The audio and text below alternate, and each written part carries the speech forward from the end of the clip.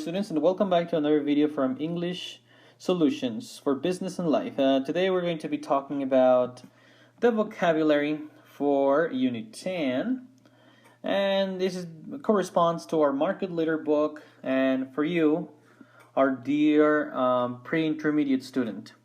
We're getting very close to finishing this book. I hope that you are proud, and I hope that all this information you have been watching or seeing or getting, I hope that it was useful for you, or I hope that it has been useful for you.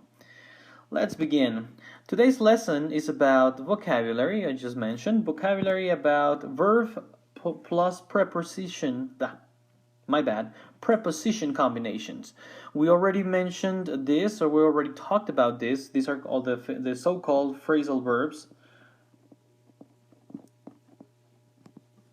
And they're this a verb with a preposition in them. We have an example. A good leader must always believe in his employees' abilities. Yes, so now we have here believe in. He always has to, well, what can I say? To think that their employees are good. He has to believe in them. Alright, let's move on. I'm going to give you the pronunciation of each verb, and I'm going to give you two examples of each. If required, I'm going to explain the examples themselves. Okay, now we have respond to. Respond to. Okay, respond to is like the way you react, or just a reaction to an action. Yes? Or also it can also be just like in Spanish, to respond to a question or have a certain reaction under a certain circumstance. Example, Carlos has responded to everyone's concerns really quickly. Okay, maybe it's not like he verbally responded, but we may be talking about what actions he took to the situation in question. Second one, we have to respond to this situation ASAP. Okay, we need to take action right now. Don't forget that the expression ASAP means as soon as possible. Yes. You can also see it with capital letters. You will see it in different forms, but just know that ASAP means right now, pronto. Let's move to the next one. Listen to. You know this one. Just make sure that you don't pronounce the T and that we always use the to in there. Now, for example, Mr. Morales never listens to our ideas during the meetings. He never listens to, he doesn't pay attention to them, or he simply doesn't care. So, listen to refers to not only the ability to hear and pay attention at the same time. It can also be have other meanings. Well, another example, you have to listen to me on this. If you don't, you may get into trouble. If you don't, I think there should be a comma there. If you don't, you may get into trouble. Okay, so listen to me on this. It's an expression like you should listen to my advice. You should follow my instructions. Why? Because you will probably have a bad result. Let's move on to the next one. We have deal with. Deal with. Deal with means to work with, or you also has to do with tolerance. To have certain tolerance, or to handle, when you have a certain relationship with a forced relationship with someone or something. For example, dealing with difficult customers is part of my everyday activities. Yes, so dealing with, like, I have to have certain contact with the difficult customer, and that's just normal to me. Another example, I honestly don't want to deal with our visitors. The last time they only came to party. Okay, so this person doesn't want to work with or have any contact with the visitors. Why? Because perhaps they don't take things seriously. They just come to the new place, they just go out and drink and have fun instead of concentrating on work. This is a common situation, and a situation that we should always avoid when working in a company. Let's move on to the next one. Invest in. Invest in. Don't forget that invest, just like in Spanish, is to put some money or a lot of money into a project. If they invested in providing free coffee, I'm pretty sure we'd be very happy. Okay, so this is the situation. If they give free coffee, if they invested in, if they used put some money into the coffee area or the office, I'm pretty sure that we would have very good results. Now, investing in training always brings good things to everyone in the company. So if we put some money in training, we make our employees, our workers, better workers. We give them abilities and aptitudes. They will always be better for the company. They will always bring better results. I honestly don't see a scenario where this would not happen. Only except if they wouldn't go to training, or if they didn't take training properly. All right, so let's move on to the next one. Communicate with. Communicate with is pretty self-explanatory, and we have two examples.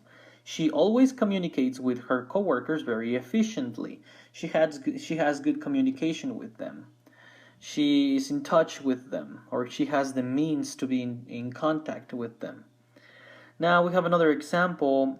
Using text apps on our phones has made us communicate much better with each other. So we use communicate with. If we use different types of applications such as WhatsApp, Messenger, etc., we can communicate much better with each other. This time, as you can see, the verb is separated, and this is possible depending on the verb.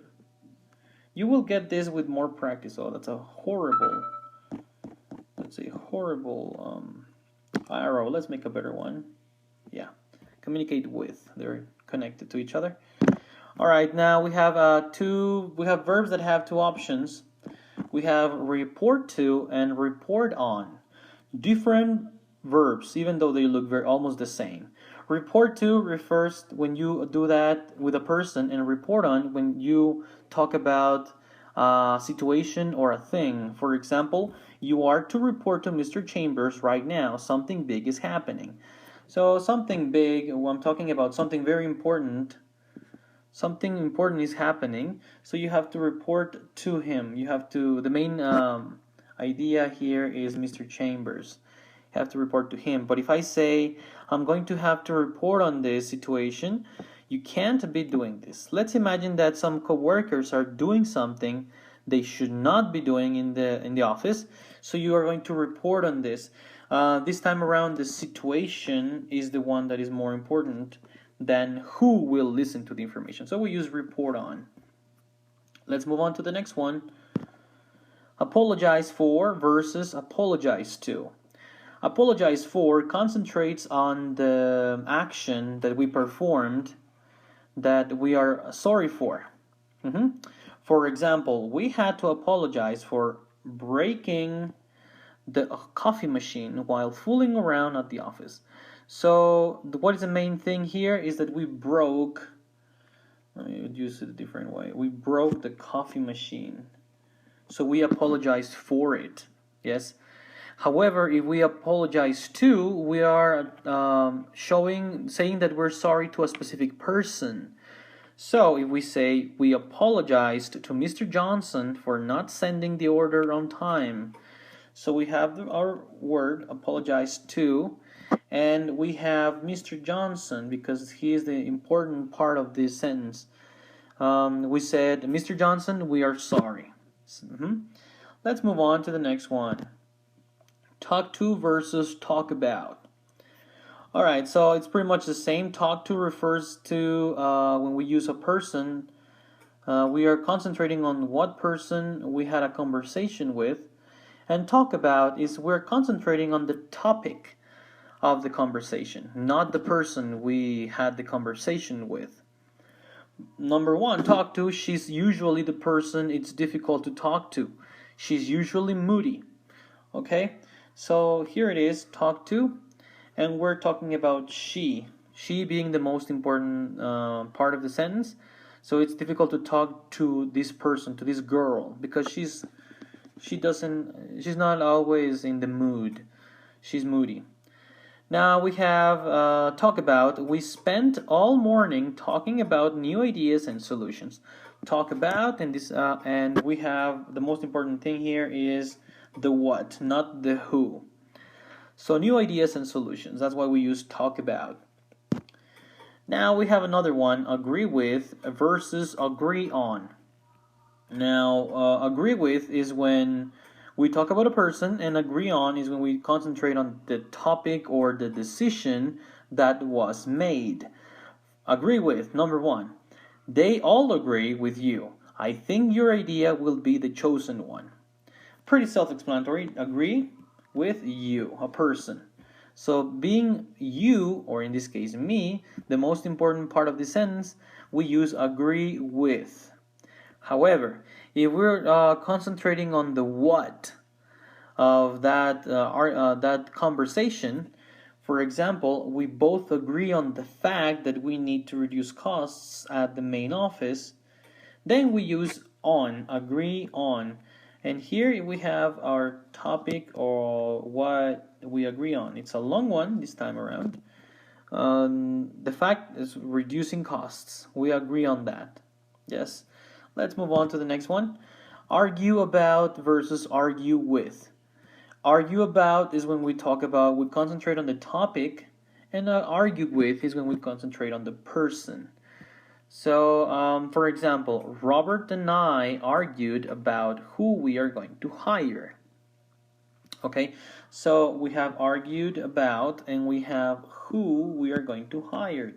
Even though we're talking about a person, we're not, this is a situation, so we use argue about. What was the topic of the argument or the conversation? What person we are going to hire. That is a topic, not a person itself. However, if I say Robert and I argued with each other for about an hour. This is the amount of time it took. So each other, I'm talking about by saying each other, I'm talking about Robert and I. So we are people, so we use with. We argued with each other. He argued with me. I argued with him. All right, let's move on. One thing to remember before we say goodbye here is, well, knowing the correct preposition is very important. I already mentioned this to you in a previous video, if I'm not mistaken. You may be saying something totally different if you don't. Okay, so please memorize your prepositions.